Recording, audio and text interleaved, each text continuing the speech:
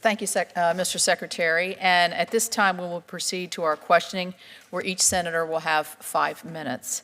So I'm going to begin the questioning, and I want to like to welcome you and thank you also for the recent visit to my office. Appreciate the opportunity to get to know you and see your vision of where the Department of Treasury is going to go. Let's talk about regulatory reform. You mentioned it in your remarks.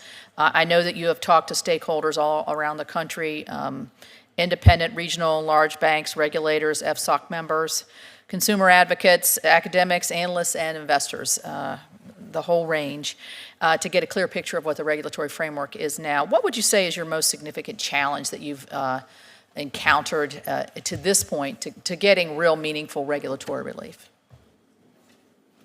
Thank you very much. First of all, let me just say, under the President's executive order, we've examined regulatory changes for the financial system. And while this looks at many aspects of Dodd-Frank, it goes much further than Dodd-Frank. So we're pleased we delivered the first report on banks and credit unions, and we look forward to delivering 3 more reports as it impacts other areas. I think for us, the biggest challenge is making sure we deal with the issue of regulatory overlap and making sure that the regulators are working together. And that's something that, as my chair of FSOC, I'm very focused on. But I am pleased to report that we have had very good reception from both sides of the aisle on our suggestions in the report. And we look forward to working with Congress on some meaningful changes, particularly for community banking. I think, as you know, the top institutions account for about 50% of the assets in the banking system in the United States. We need to create a system where community banks and regional banks can thrive. And we also look forward to working with the regulators on many of the proposals. Thank you. And I appreciate your emphasis on community banks. As somebody from a smaller state where community banks really are the lifeblood of a small community, access to credit, familiarity with regions and areas, customers. We want to preserve that model for those of us who don't have large bank entities close by. And I know, as a former member of the Financial Services Committee on the House side, this was a topic of great concern to all of us, to make sure that we can provide flexibility and reasonable regulation and not a one-size-fits-all. So I appreciate that. I would like to, first of all, we talked the other day that I'm proud of the work that's being done in Parkersburg, West Virginia at the Bureau of Fiscal Services.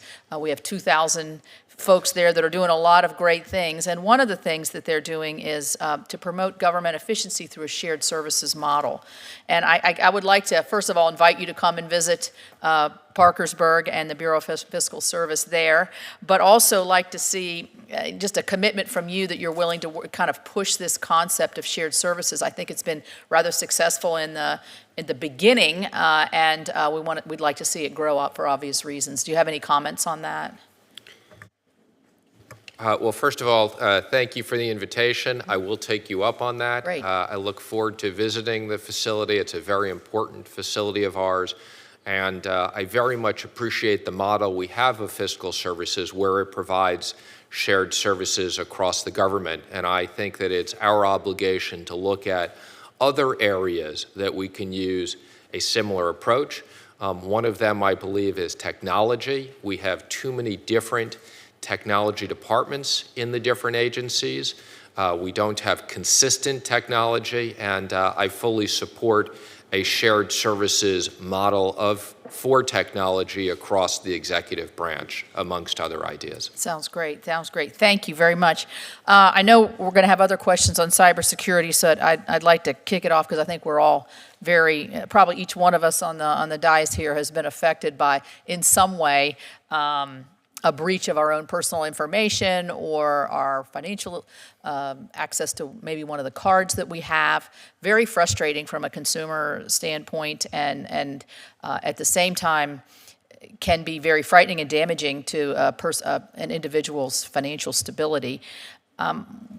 I know you're doing a lot. Is there one particular thing you'd like to highlight that might make us rest a little bit easier at night on this particular issue?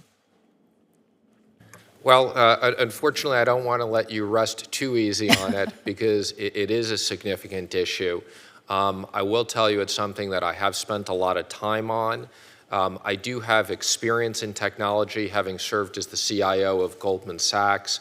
I do bring technology experience to the Treasury.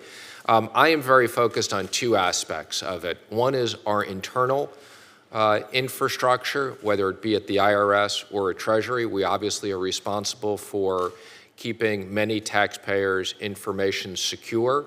So within the budget, we have prioritized technology spending within the IRS.